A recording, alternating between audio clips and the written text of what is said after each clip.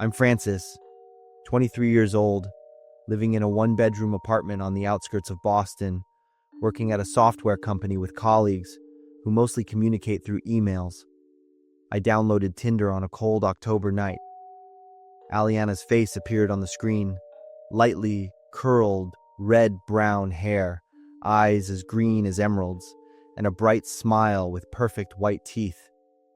Her bio was simple: personal information, a love for reading, cats, and a habit of having coffee every morning, along with a desire to find something special.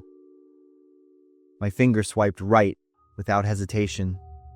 A ding sounded just a few seconds later. Match. Alianna's first message was unexpected. She commented on the sad look in my profile picture. We texted for the next 3 days. Alianna asked about my job, hobbies, places I like to go, and the movies I loved. She always responded quickly, enthusiastically, making me feel special. After a week, we met at a small cafe in Cambridge. Alianna was even more beautiful in person. Our first date lasted from 7 p.m. until the cafe closed. We talked about everything. Alianna had a deep perspective on life, and it seemed like she understood me better than anyone else. When we stood outside the cafe to say goodbye, Alianna said she felt like she had known me for a long time. Then she kissed me. My heart raced, and I knew I had fallen for her. The first few weeks with Alianna were the happiest I'd ever had. We went to movies, strolled along the Charles River, cooked together in my apartment. Alianna always knew how to make me laugh, and I felt like I had found the other half of my life. But gradually, Alianna began texting me, asking where I was, who I was with, and what I was doing. At first, I thought it was just normal concern, but the number of messages grew. She constantly asked why I wasn't replying, wanted to know who I was having lunch with, and requested pictures, questioned why I was late coming home, and accused me of lying. One evening, Alianna suggested I share my location on my phone. She explained that she just wanted to know I was safe and that she worried about me. I reluctantly agreed, telling myself that this was just her way of showing love. One night when I was having drinks with colleagues at a bar after work, the doorbell of the bar rang. Alianna stood there, hair messy, her eyes wild. She accused me of lying for promising to come home right after work. My colleagues looked at each other in surprise. I felt my face flush with embarrassment and anger as Alianna dragged me out of the bar. On the way home, she screamed uncontrollably despite my attempts to explain that it was just a casual after-work gathering, but Alianna didn't listen. Gradually, I realized I was pulling away from friends, declining invitations to hang out for fear of Alianna's reactions. My phone always had to be unlocked so she could check at any time. Alianna even started showing up at my friends' houses unannounced, standing outside like a ghost keeping watch. Every time I was determined to end the relationship, Alianna would cry, saying she was afraid of losing me, that all her past relationships had ended in heartbreak, that she loved too much and couldn't bear the thought of losing me. I forgave her many times, but each time the boundaries were pushed further and Alianna's control grew stronger. After 3 months, I knew I couldn't continue anymore.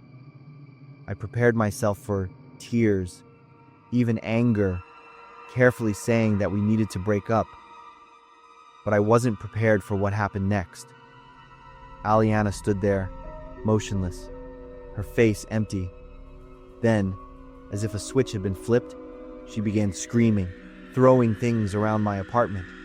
A glass cup flew toward me, shattering. Alianna called me disgusting, accusing me of taking advantage of her, of betraying her. I tried to help Alianna calm down, but she pushed me away and ran out of the apartment. I thought that was the end, but no. 2 hours later, I heard shouting from outside my apartment. Alianna was standing in the hallway, banging on the door and screaming my name. Neighbors peeked out with angry and confused expressions. Alianna stood there, tears streaming down her face, accusing me of imaginary crimes, lying, taking advantage, even beating her.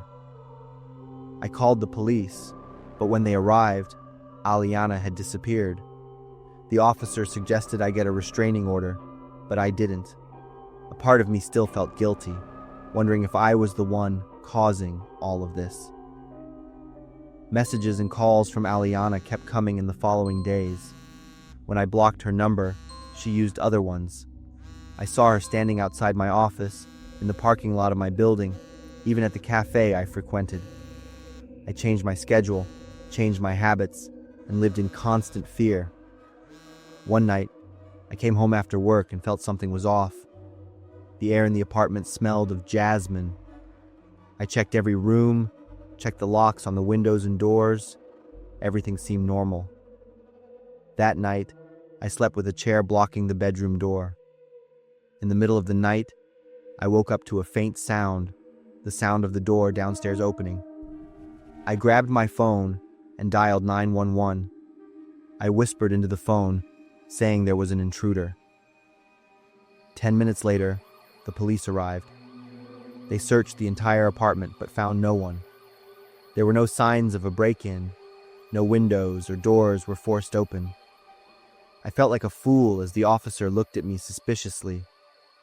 One of them suggested that maybe I had dreamed it, or perhaps the noise was from the apartment next door.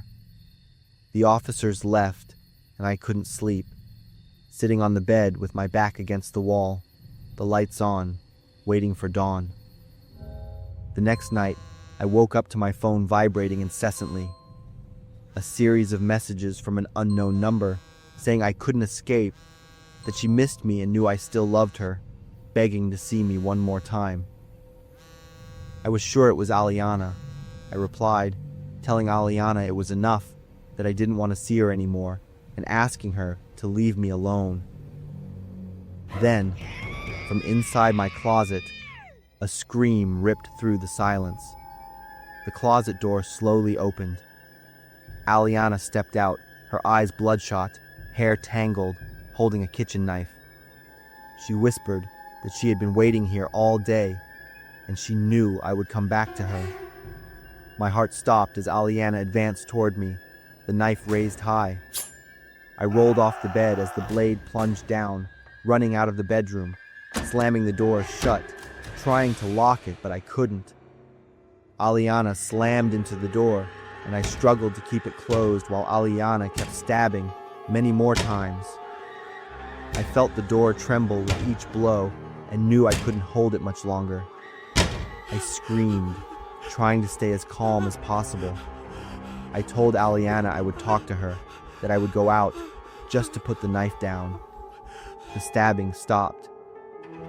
I heard Alianna's heavy breathing on the other side of the door. I heard the knife drop. I counted to 3, then opened the door. Alianna stood there, tears streaming down her face, her hands hanging limply by her sides. I didn't hesitate. I lunged, grabbing her arm, and pinned her down with all my weight. Alianna struggled, scratching and biting, but I held her until I heard the sirens outside. The neighbors had called 911 when they heard the shouting. The police arrested Alianna, and as she was taken away, she kept screaming my name, swearing that she loved me so much. Alianna was charged with trespassing, assault, and several other offenses. She was sentenced to 3 years in prison. I got a permanent restraining order, and finally, I could breathe a sigh of relief. I moved to a new apartment, changed my phone number, even considered moving to another city. Every night before going to bed, I checked the closet, under the bed, behind the curtains. I jump at every strange noise, every shadow that passes. I still wonder what will happen when Alianna is released. Will her rage soften with time, or will it smolder and grow, waiting for the right moment to explode? I try to continue with my life, trying to date again, but Alianna's haunting presence still lingers in every new relationship. I see her in faces in crowds, hear her voice in calls, smell the jasmine scent everywhere.